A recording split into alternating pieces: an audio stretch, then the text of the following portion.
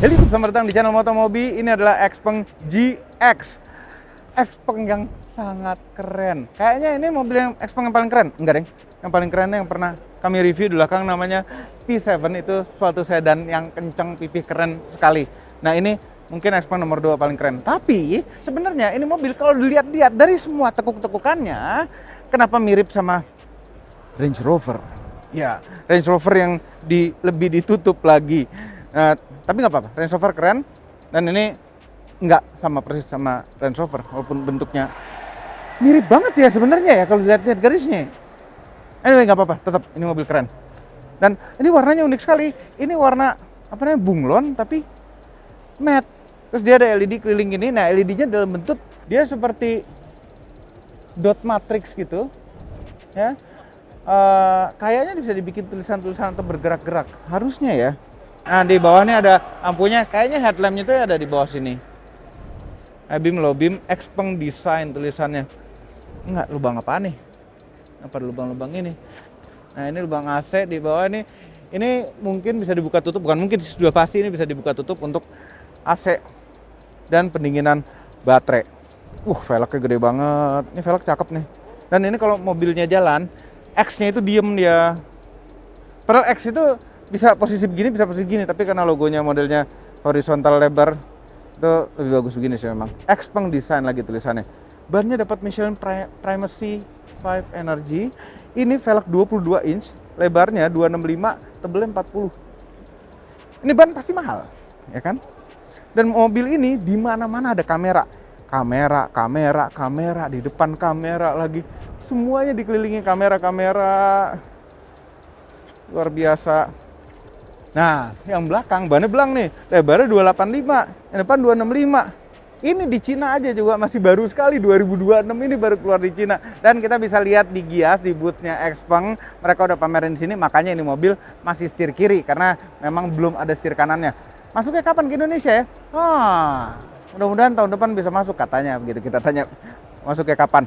Anyway, ini mobil ada mesin internal combustion-nya. Jadi ini plug-in hybrid bisa dibilang, cuma plug-in hybrid yang biasa itu kan agak berimbang ya tenaga motor listriknya sama engine-nya. Kalau ini agak terbalik, ini range extender modelnya, dan benar-benar range extendernya benar-benar hanya extender aja. Motor listriknya pasti kuat-kuat, ada beberapa pilihan motor listrik dalam spesifikasinya, dan ada beberapa pilihan ukuran baterai pada spesifikasinya. Ada 65 sampai 110 kWh pilihan baterainya. Gede banget kan untuk plug-in hybrid, sangat gede. Engine-nya itu hanya 1500 cc turbo untuk mobil segede gini.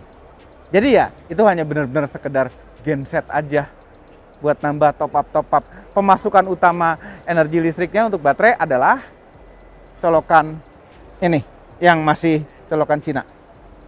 Nanti pasti berubah kalau masuk sini, pasti jadi CCS tuh. Lampunya zaman sekarang memang ini sih LED dari ujung ke ujung, dan ini clean sekali. GX Power X Ultra mungkin yang paling kencengnya ya versinya. Ini bahasa Cina, nggak tahu apaan. Kita lihat bagasinya. Iya. Nabrak. Nih, mobil 7 seater, enggak deng, 6 seater. Karena kayaknya yang belakang cuma 2, tapi nanti kita coba kayak gimana. Ini kalau jok paling belakangnya dilipat, selega ini, rata lantai sekali, dan ngelipetnya rapi, sama seperti di Xpeng X9. Ini ada sepertinya ini subwoofer, ada 12 volt power outlet. Ini ada untuk nutup bagasi dari dalam, jadi orang dalam juga bisa nutup bagasi. Ini ya subwoofer lagi nih, subwoofer lagi, dan ada untuk naik turunin air susnya. Jadi kalau kita bawa barang, ini mobilnya agak terlalu tinggi, bisa kita pencet ini untuk biar turun sedikit, kayaknya udah paling turun, atau memang tidak diaktifkan fungsinya, bisa naik turun. Nah, untuk buka tutup jok row ketiga ini elektrik sepertinya. Kita coba. Bisa. Cakep, smooth banget, nggak ada suara motor listrik sama sekali. Smooth sekali. Lihat nih. Dan bagasinya masih sangat lapang, lega sekali. Ini kayak ditumbuk-tumbuk 4 tas golf. Bag golf ini kan hanya tinggi bag golf tuh pas sama lebarnya bagasi ini. Kayak ditumbuk 4 tuh bisa gitu. Lega sekali. Bagus. Nah, Kenapa bisa lega-lega begitu? Karena dimensi mobil ini memang lumayan besar. Jadi panjangnya 5.265 mm. Wheelbase-nya wah panjang. 3.115 mm. Mobil besar. Makanya bisa lega sekali dalamnya itu. Sekarang kita coba mobil mewah. Semua pintunya pasti dia bisa buka sendiri nih. Jadi kayak ada power steering gitu.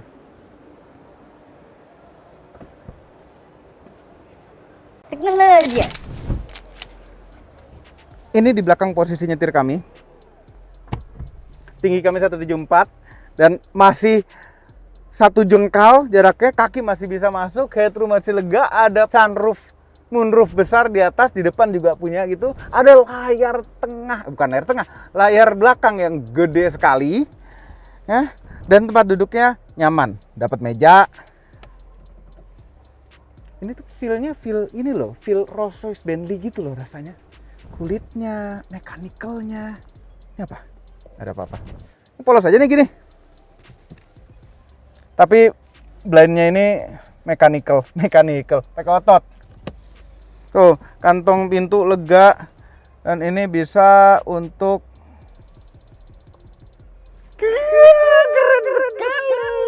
keren sekali.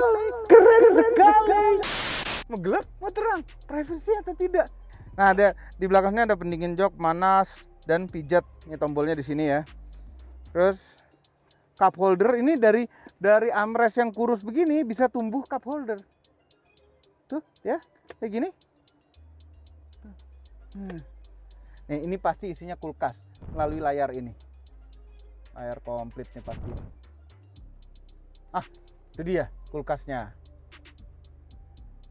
Pasti panas dingin kulkasnya, seperti mobil Cina lainnya. Ini ada tombol apa nih? Ini tombol apa nih? Dia colokan USB-C, ada tempat nyelipin handphone di sini. Ini kalau ada satu tombol di sini fungsinya apa ya? Oh, naikin armrest doang fungsinya. Gitu aja. Keren. Oke, sekarang kita coba duduk di belakang. Ini posisi paling mundur. Segini nih lumayan sempit. Tapi kalau depan dimajuin sih pasti nggak ada masalah. Dan duduknya tuh tempat duduknya empuk sekali. Ini benar-benar memanusiakan row ketiga. Enak banget tempat duduknya, yang belakang empuk. Bener cuma berdua di sini, tapi berdua yang lega. Tengahnya emang nggak ada armrestnya. Di pinggir sini sebelah kiri ada switch apa sih?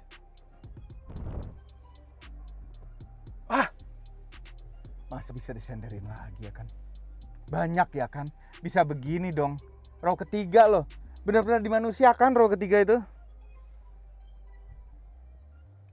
Oh, headrestnya elektrik juga. Terus colokan USB-C dan ini bisa terang gelap juga.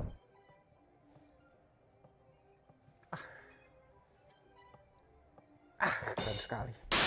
Coba full rebah paling enak di row kedua ini kayak gimana sih? Ini ada leg restnya.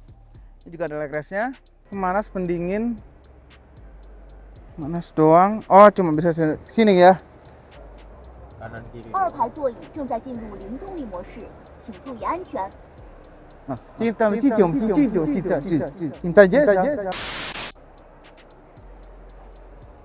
Depan maju tuh. Ini leg rest bisa kita naikin.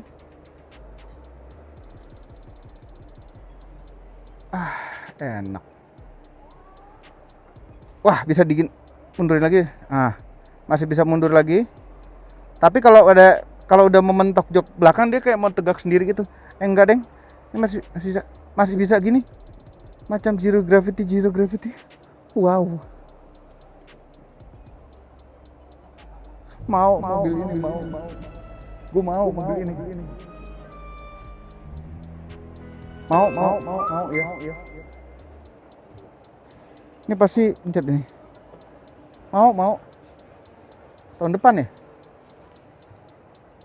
Tapi interiornya nggak warna ini sih, gampang kotor. Mau nggak, Yan? Mau ya? Kita ke depan. Driver side. Close the door. Pasti ada otomatisnya nih kalau diinjek rem. Nggak tuh kan nutup. Senggol gitu doang pintunya akan nutup sendiri ya kan. Dashboardnya secara desain memang menurut kami bagus, tapi nggak bagus banget, nggak biasa-biasa saja, tapi benar-benar kulit bergelimpangan di mana-mana. Ini kalau kulitnya pakai sapi, ini nggak tahu habis berapa sapi dan berapa kilogram steak. Ya, ini pun kalau sapi, ini kayaknya wagyu sapinya. Setirnya juga tuh, ini two tone setirnya, sisi luar, sisi dalam, layar tengah yang besar. Sayangnya memang urusan per AC-AC-an dan lain-lain pasti lewat layar. Tidak suka macam-macam tuh lewat layar. Ini keren sebenarnya di depan sini. Itu ada salah satu tim kami. Tapi yang penting adalah head up display-nya. Besar sekali ini layar. Kimi lagi. Persis Kimi depan situ tuh. Besar sekali layarnya. Shifternya ada di steering column. Kalau ini sisi kanan, mungkin kalau setir kanan pun di sisi kanan juga. Ada instrumen cluster tapi kecil segini. Clusternya ini.